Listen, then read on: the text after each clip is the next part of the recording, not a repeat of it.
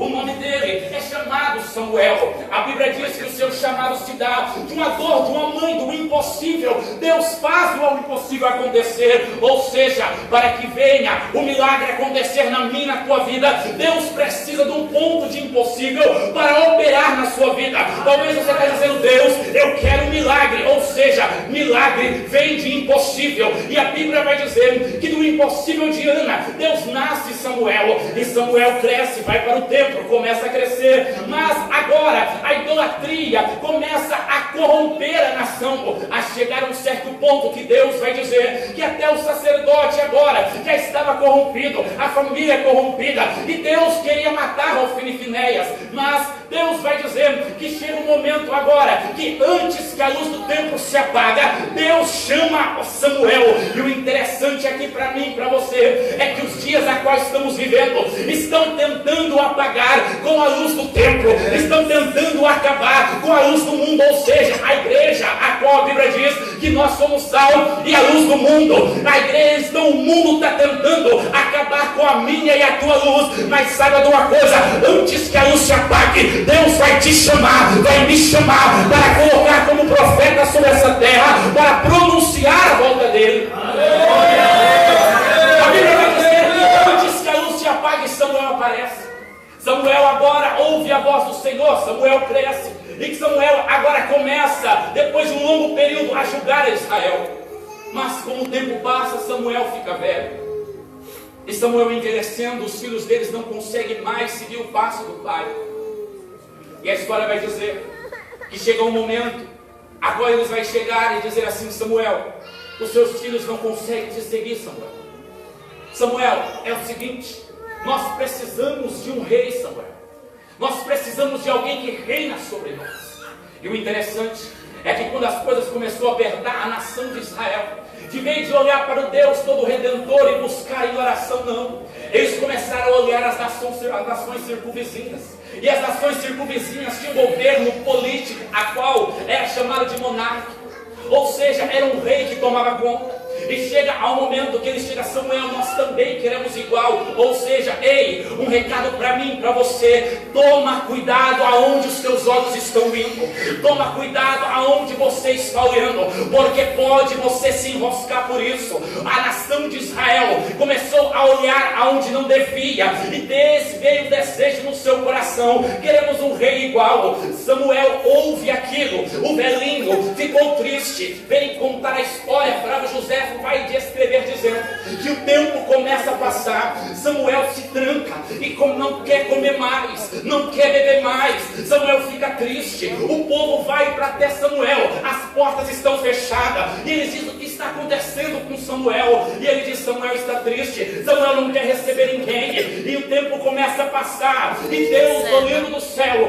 começa a perceber a tristeza e a angústia de Samuel. E um certo dia, preocupado com a saúde de Samuel, Deus chega e diz: ei, Samuel, olha, rapaz, não fique preocupado não, porque não foi você, Samuel, que eles rejeitou, mas eles rejeitaram a mim, Samuel. Dê a eles um rei, Samuel, mas profunda, diz para ele o que vai acontecer. Bem, a Bíblia vai dizer que a partir daquele momento, o governo a qual era teocrático, ou seja, era Deus que governava, agora vai passar para o governo monárquico, e agora entra um rei na história, o rei chamado Saul. Saul reina por 40 anos. Passado 40 anos, vem Davi, o homem segundo o coração de Deus. Davi parece muito alegre, muito contente, mas também o tempo passa. 40 anos depois, agora vem Salomão. Salomão passa-se o tempo, começa com um reino glorioso, ele faz o templo é cheio da glória, todo mundo começa a contar a história, e dizendo: olha, o Salomão fez um grande templo, e o templo, a presença de Deus desceu, olha, Deus estava na casa, os sacerdotes não conseguiam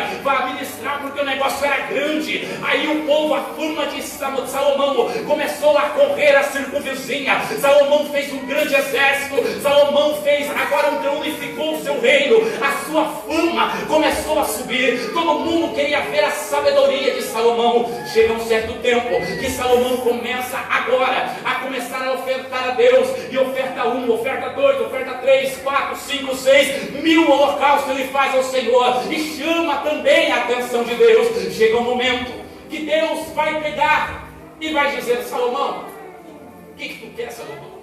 Ele diz: Senhor, que eu tenha sabedoria de entrar perante o povo, para que eu possa governar bem. E Deus fala: Salomão, tu tem o melhor, Salomão, eu vou te dar isso e mais um pouco. E a fama de Salomão cresce. Mas, como todo homem sábio, Salomão não se guardou os seus olhos. Começou a olhar algumas mulheres e começou a descer para o coração, e ele começou a casar e fazer alianças com reinos a qual não era para ter feito. Começou a casar com mulheres a qual não podia ter casado.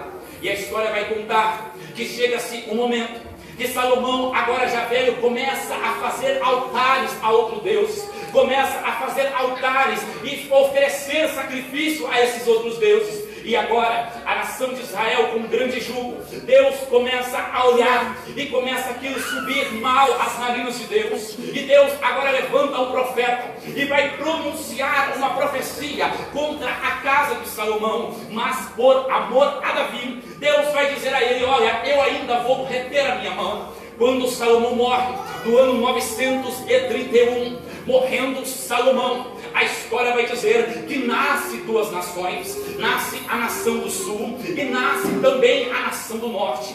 Morrendo Salomão, nasce-se duas nações. Bem, a história vai contar que uma dessas nações, a nação do sul, ou seja, tratado como uma dinastia, teve 20 reis. A dinastia era de Davi, que ficou com apenas com 3 tribos. Ela teve 20 reis, um período de 1 a Reis, capítulo 12, a 2 Reis, até 2 Reis, capítulo 24, é o período que se estende à nação do sul. Mas, porém, eles não fizeram o que era agradável aos olhos do Senhor, e no ano 586, Nabucodonosor levou eles cativo, mas eles tiveram um reinado de aproximadamente 345 anos, um reinado até longo. Por quê?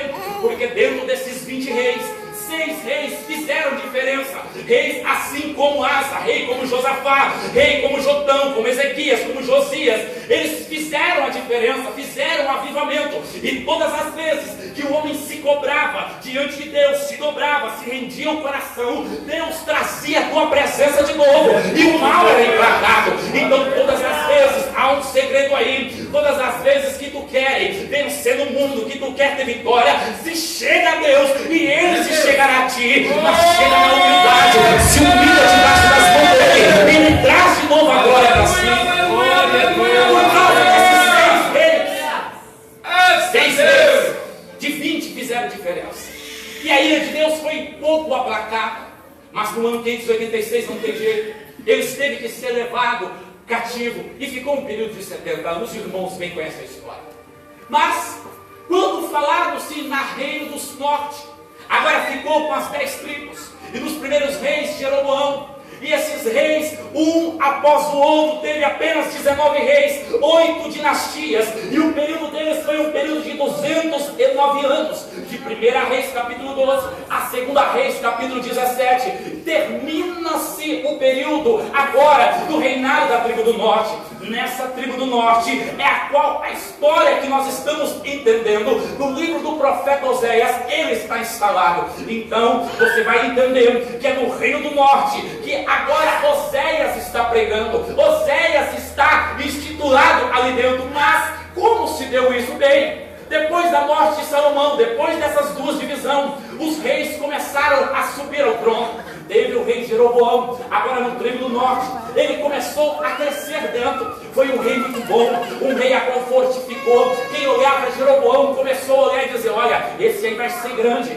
porque ele fortificou todo o seu exército. Quando agora Israel, e tanto Judá quanto Israel, começou a viver com duas nações distintas, eles viviam com grande apogeu econômico. Nas suas fronteiras havia paz, havia riqueza. Todo mundo queria dizer, olhava e dizia: olha, estamos em paz, o período é bom, o período é fértil, todo mundo quer morar nessa cidade. Mas quando vai dizer que Jeroboão ele vai morrer, todo o seu exército, toda a sua glória começa a passar, como tudo passa na vida. E vai chegar agora o momento que reis vão começar a subir ao trono, e vão começar matar-se a si próprio, começando a conspirar, e subia e matava, e o outro subia. Vai contar a história. E agora que o governo começa a decair, mesmo que eles estavam numa grande riqueza espiritual, material, a sua riqueza espiritual começou a cair. Todas as vezes que o inimigo vinha e os oprimia,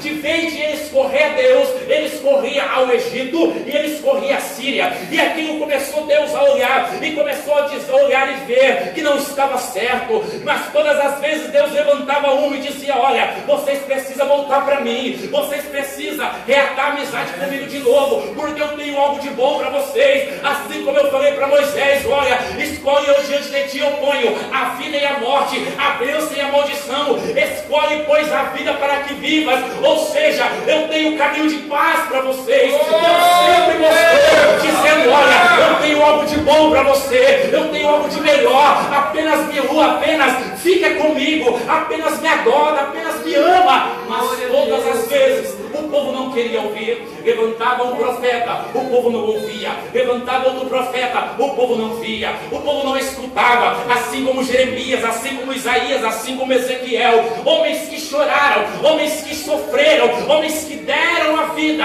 Assim como Jeremias, que chorou muitas das vezes por causa da sua mensagem e o povo não ouvia. Ezequiel, que muitas das vezes falou: Senhor, perdoa eles, Senhor, tem misericórdia deles, Senhor, usa eles, Senhor, tem de misericórdia e compaixão.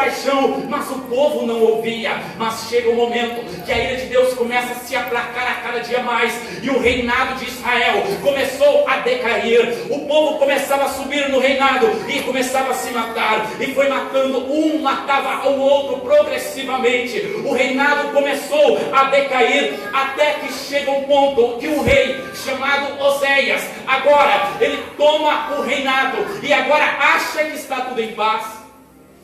Mas quando ele achava que estava tudo em paz, ele começou a fazer aliança com a Síria, e depois começou a fazer aliança com o Egito. Ele começava a fazer aliança com a Síria e começava a fazer com o Egito. Dentro da cidade o povo olhava e começava a adorar agora os outros deuses, começava a adorar a Baal e a Astarote, começaram a queimar seus filhos a Moloque, e aquilo eles achavam: Deus está se agradando de nós. E Deus começou a olhar aquilo e começou a se sentir, cheirar o cheiro mau às narinas de Deus.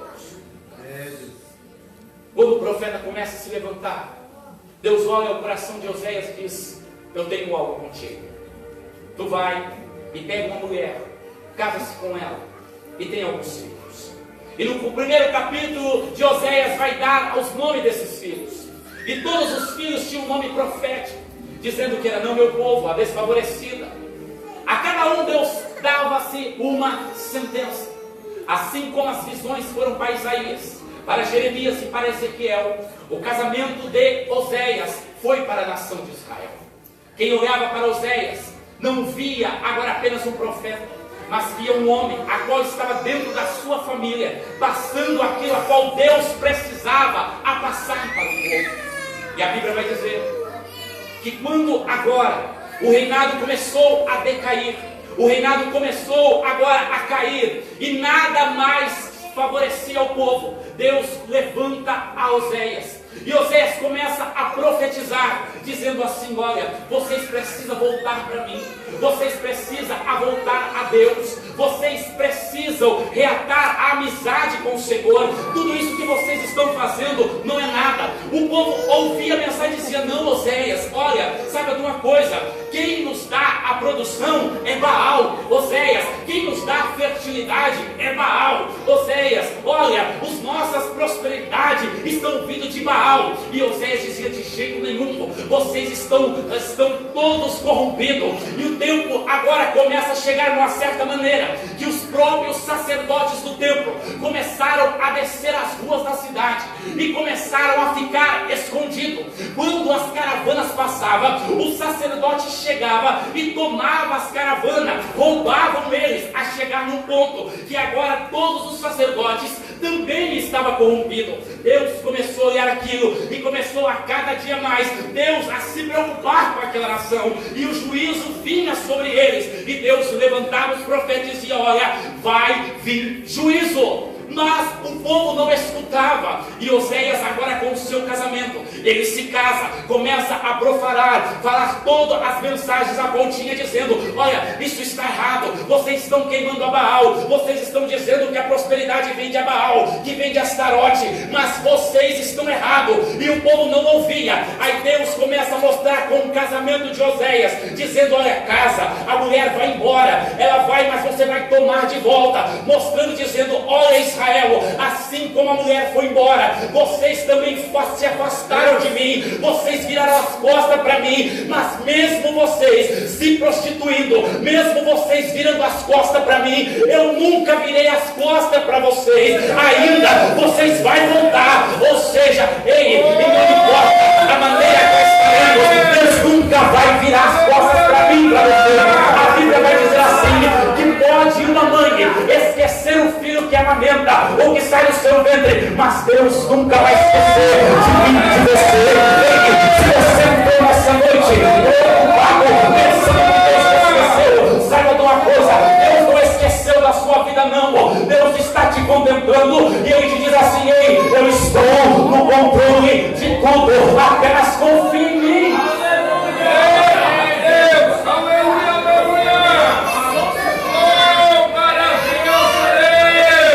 A nação de Israel se corrompeu. Alguém que diga que corrupção é no Brasil, mas a corrupção veio logo lá de trás. A corrupção já estava instalada. O reinado não conseguiu se submeter. E Deus, nesse cenário, levanta Oséias. E a mensagem a qual ele vai no capítulo 1, no capítulo 2, no capítulo 3, no capítulo 4, até chegar ao capítulo 14, é uma mensagem dizendo assim: vocês precisam voltar. Vocês precisam voltar. Porque um juízo vai vir. E se vocês não voltarem a mim, o juízo vai acontecer. É verdade. É bem verdade que a justiça de Deus a favor do crente, ela é a primeira. A justiça de Deus ao meu e ao teu favor, ela é a primeira que atua. Quando você está em um problema, que alguém prefere contra a sua vida, ou se levanta contra você, e você, na sua humildade, na sua simplicidade, você dobra o seu joelho e diz: Deus está nas suas mãos. A justiça de Deus se coloca primeiro e diz: Pai, eu vou. A justiça se apresenta e Deus julga a sua causa e entra em seu favor. Mas quando é para trazer juízo à sua vida, para te corrigir, a justiça ela vem por último, porque vem o amor, vem a benignidade. Então talvez por isso você olha e vê muitas pessoas dizendo: mas como é que pode? Ela está toda a vida torta, e quando faz, o negócio acontece. Como é que pode? Ele está pregando, ele está fazendo isso, ele está tocando, mas como que pode se a vida dele está toda torta? Sabe por quê? Porque ainda a graça, a bondade de Deus ainda está indo. O povo pecava, o povo oferecia Baal, o povo dizia assim: olha, eles vão dar alimento, eles vão dar farinha, eles vão, Baal nos dá carneiro, Baal nos dá pele, Baal nos dá o alimento. Eles proferia Baal quando toda a plantação estava crescendo, quando a chuva descia, eles falavam: olha, Baal e Astarote estão abençoando o povo, Baal seja Deus, Baal é o Senhor. E agora eles não proferiam que Deus era o galardoador, e Deus ainda mesmo assim, ferindo o coração de Deus, Deus dizia: eu ainda amo vocês, eu ainda tenho vocês como meu filho, eu ainda tenho vocês como nação particular. Mas a cada dia o povo começou a se afastar de Deus. E cada dia que ele se afastava de Deus, mas Deus ainda tentava de uma maneira segurar. Até que chega o versículo 14.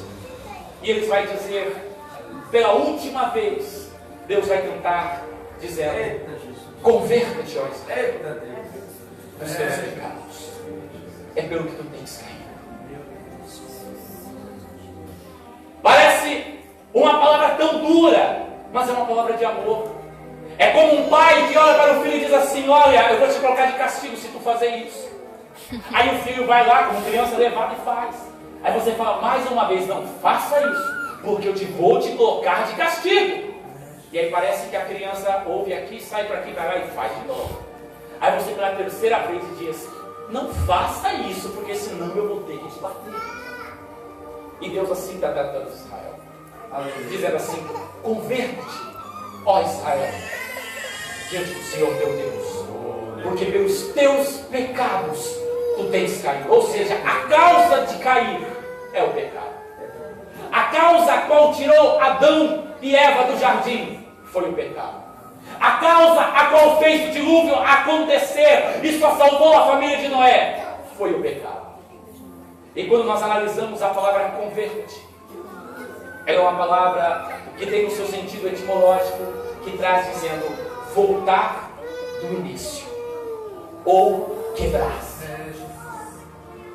E aí quando você vai entender voltar-se ao início, e o interessante é que a palavra de Oséias não era para uma nação pagã, não era para pessoas que não tinham conhecimento bíblico, não era para pessoas que estavam abandonadas, não, era para o povo de Deus. Eita Deus! Aleluia!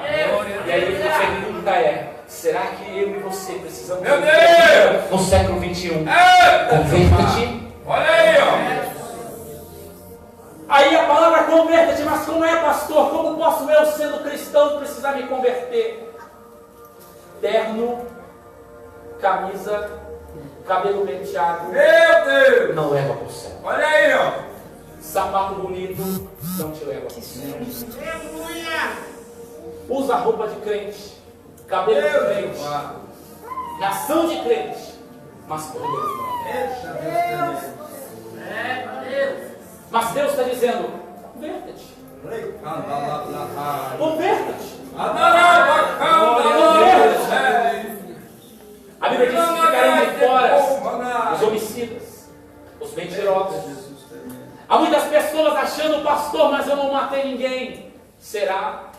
Há muitas pessoas nos dias de hoje que não amam o irmão humano. Aí Deus diz, converta-te. Como é que tu pode perdoar alguém e depois dizer assim, pastor, eu até perdoei, mas não posso ver a cara dela, não posso ver a cara dele. Você não perdoou, converta-te. Como é que pode no seu serviço você pegar e dizer assim, não, eu não faço isso, e depois ir lá e fazer? Mentiroso, converta-te. Meu Deus! Aleluia! Deus olhava para a nação de Israel e falava assim, vocês são meu povo, é escolhido, são minha nação particular, mas precisa se converter. Maravilha! Tem o templo, tem sacerdote, tem a arca, tem os levitas, mas precisa se converter. E quando eu e você talvez ouvimos uma palavra dessa, talvez dizemos, como é que pode, pastor, eu sou crente, não preciso me converter, porque eu aceitei Jesus já faz 30 anos. Faz 30 anos que eu aceitei Jesus, sou lavado, remido pelo sangue do Cordeiro.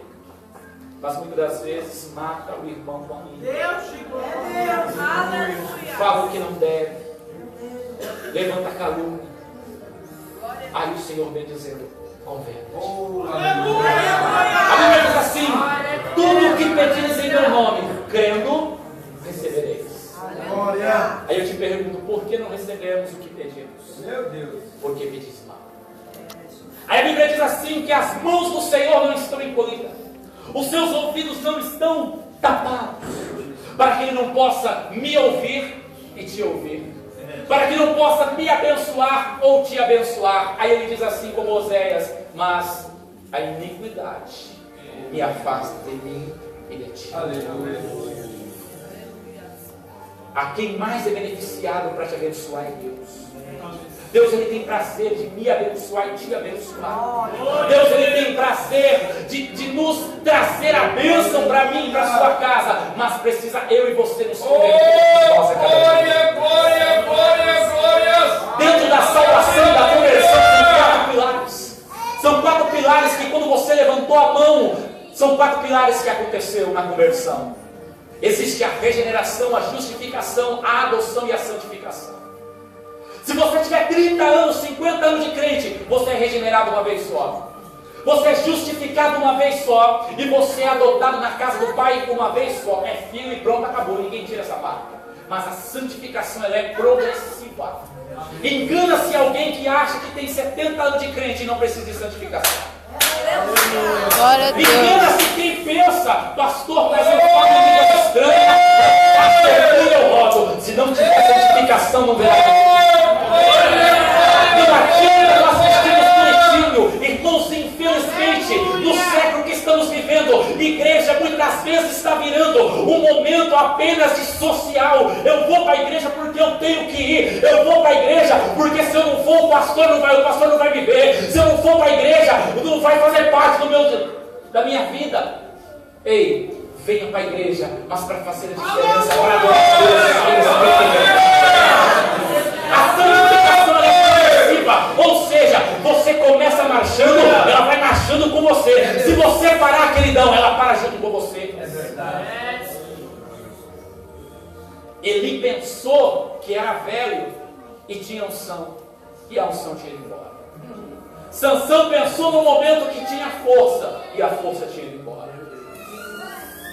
Mas Deus precisa de um menino, e levanta Samuel. Aí, como aquele que Samuel Mariano canta, que diz: é melhor ser um menino que ouve do que ser um sacerdote rejeitado. Mas Deus marcou esse dia para falar comigo e com você, para não deixar que, igual a nação de Israel, Deus vem mostrando e dizendo: eu preciso de você. Eu preciso que você se coloque na direção. Eu preciso que você volte a me buscar novamente. Há quantas pessoas que já não oram mais como orava, já não jejua mais como jejuava, já não lê Bíblia mais como lia. Ou seja, a Bíblia é apenas na igreja, orar é apenas na igreja, jejuar já não esquece mais. Ei, mas Deus está precisando que você volte ao princípio, que se quebre novamente. Porque tem pessoas que acham: ah, pastor, eu me formei, agora eu sou doutor e não posso mais me quebrar. Ei, tu está enganado. Se tu se quebrar, Deus te quebra. Não é o caminho da faculdade que te vai te fazer ser menos santo. Paulo era doutor, era formado, mas tinha um coração quebrantado. Aonde chegava fazia diferença, porque o seu magistrado não deixou ele ser. Pastor, que eu me fico bonitinho, eu não perdi etiqueta que nada, meu irmão. Tu está precisando voltar ao início, tu está precisando voltar de novo para a casa do Pai.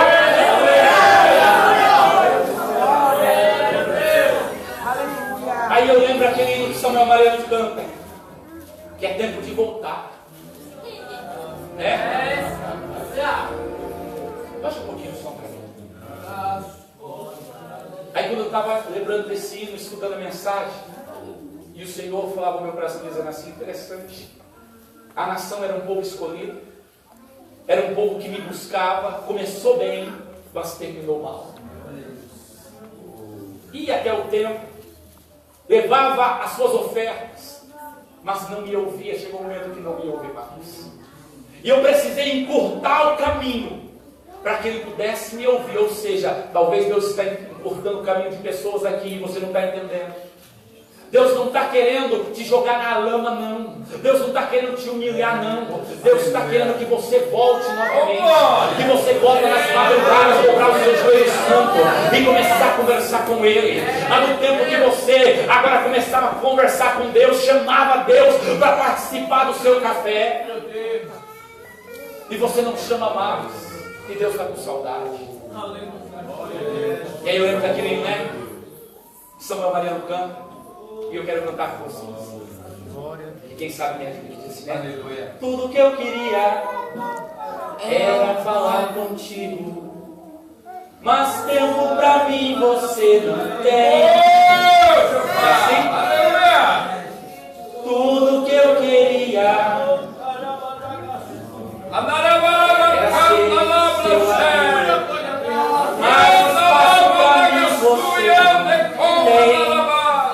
aí diz assim, ó: nunca mais conversamos de madrugada, e em soluço já não ouço tua voz.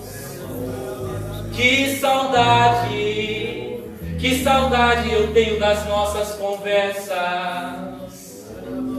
e dos segredos que haviam entre nós. Foi por isso que eu fechei as portas. Pra quê? Aí diz assim, ó: pra ver se você lembrava de mim.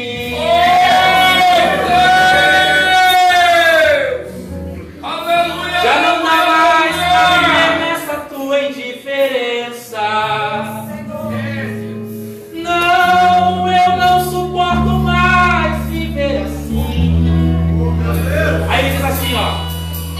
negócios são mais importantes do que eu.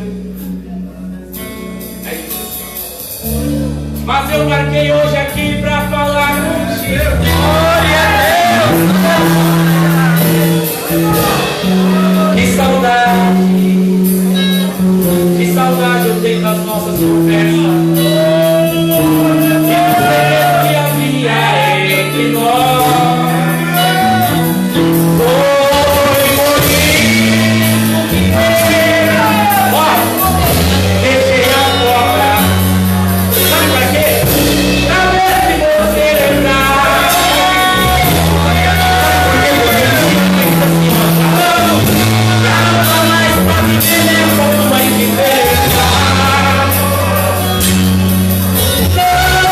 Não suporto mais viver assim.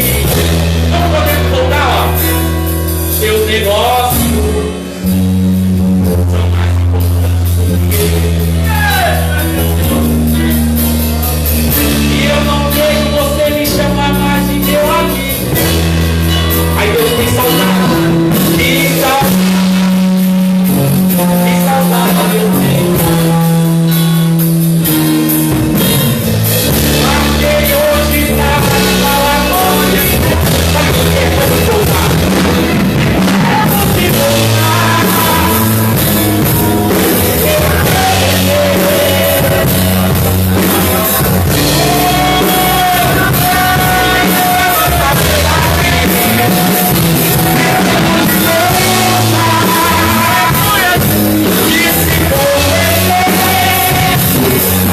Ainda sou o seu amigo de verdade. Mais interessado em voltar e querer que você volte é Deus. O mais interessado de pôr você na santidade é Deus. Oséias precisou dizer ao povo: se converta, volta ao princípio, se quebra perante Deus. Mas o problema é que muitos hoje não querem se quebrar mais, porque chorar na frente da igreja talvez é feio, porque muitas das vezes chorar vai borrar a maquiagem que fez tanto tempo bonito.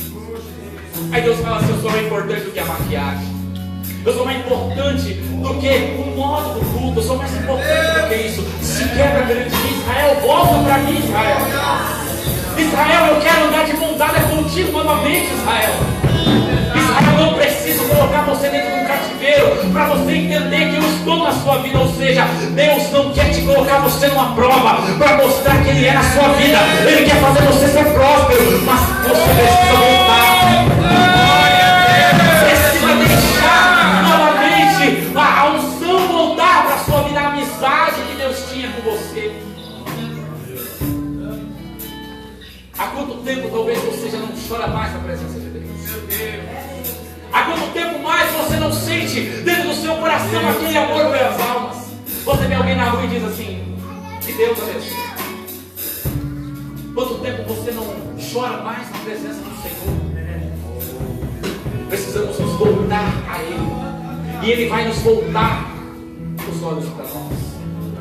A mocidade escolheu esse tema: convertei-vos. Talvez alguém podia dizer: mas como é que pode eu se converter sendo cristão? Precisamos nos converter a cada dia, a voltar ao primeiro amor, aquele amor a qual os pais da fé tinham, assim como Inácio, que quando escreveu aquela carta e o povo dizia assim: olha, Inácio, é o seguinte, imperador não faz isso, não joga Inácio na arena não, Inácio é um homem bom. Aí Inácio pega uma carta e diz assim: meus queridos amados, muito obrigado por tudo que vocês fizeram perante o imperador por mim, mas sabe de uma coisa, se o leão não vir contra mim, eu vou sobre ele, mas eu quero ver a presença do meu Deus. É amor, é o reino. Ou talvez uma flor que John Hans tive, quando pegaram John Hans, colocaram uma estaca dizendo assim: agora ele vai gritar, porque ele vai dizer que agora, quando ele gritar, o espírito mal vai sair dele. Aí John Hans, muito guardado, ali mesmo queimando, o povo leva John Hans e diz: ele vai gritar, ele vai gritar. Aí Jonas ele diz assim: ei, hoje vocês estão queimando apenas um gancinho, mas vai levantar um cisne que vai fazer grande coisa. Aí eles pegaram a capa preta, colocaram sobre Jonas e diziam: olha, aquela capa é dos demônios. Ele diz: isso mesmo, coloca essa capa preta em mim, porque tem uma capa branca me esperando, santa e santificada. Ei, sabe o que é isso? É o amor a Deus. Paulo vai escrever dizendo assim: olha, assim quando a trombeta tocar, nós os que estivemos vivos vamos ser transformados. Ele tinha certeza que Jesus estava voltando. E quantos crentes perderam o amor pela volta de Jesus? Se preocupa em carro, casa, em ter faculdades e tudo, mas não se preocupa mais com o reino. E se o Senhor voltar, como estará a sua vida? Mas ele disse: é tempo de voltar. Pastor, é pecado ter carro? Não é bom. Pecado, pastor, ter casa? Não é bom. Pastor, é pecado fazer uma faculdade? Não é bom, é ótimo, porque Deus vai te pôr em lugares que somente você com a faculdade Deus vai precisar te usar. Mas não deixe que tudo isso te coloque acima de Deus. Israel se preocupava não com o pecado, se preocupava com as consequências do pecado, mas não queria se converter no pecado. Israel queria o amor de Deus e a graça de Deus, mas não queria o Deus. E é quando as pessoas tentam barganhar com Deus. Mas Deus está dizendo: convertemos. É tempo de voltar. Se quebra perante o Senhor. Eu não sei como que está a sua vida nessa noite. Como você entrou aqui, você está bonitinho, todo bonito, mas talvez por dentro estava tristeza. Mas Deus te disse: apenas se quebra na minha presença, que essa tristeza vai embora. Apenas se quebra novamente, volta novamente, e você vai ver o que eu vou transformar a sua vida. Se coloque.